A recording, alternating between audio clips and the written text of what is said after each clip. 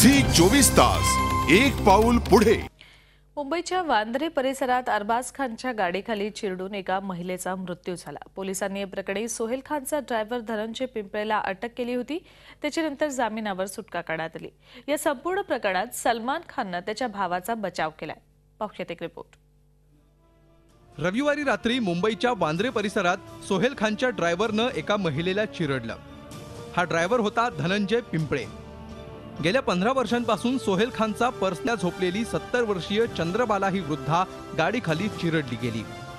धनंजय पिंपले करके जो गाड़ी चला रहा था उसके खिलाफ हमने मामला दर्ज किया है और ये जो एक्सीडेंट हुआ, एक्सीडेंट के लिए 2 आई विटनेसेस भी पुलिस को मिले हैं। घटनेनंतर पोलिसांनी ड्रायव्हर धनंजय पिंपळेला अटक केली, मात्र कोर्टात हजर केल्यानंतर त्याला तासाभरात जामीन मंजूर झाला। सोहेल खाननेही ड्रायव्हरची बाजू घेत अपघाताच्या वेळी गाडीत नसल्याचं स्पष्ट केलं। अटपटा क्या है, ड्राइवर ही गाड़ी चलाता है, you know, and there have been witnesses there.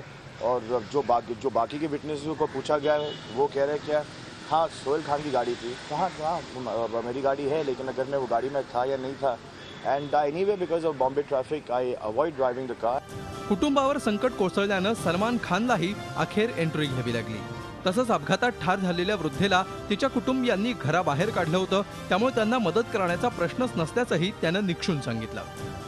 नहीं, उनकी हेल्प बिल्कुल नहीं करूँगा, क्योंकि उन्होंने अपने माँ को घर से बाहर निकाला था, तो बिल्कुल नहीं हेल्प करूँगा। जब पता चलेगा कि जब इनकी बॉडी दी जाएगी for cremation, we will make sure that we 3 brothers and our father will be there.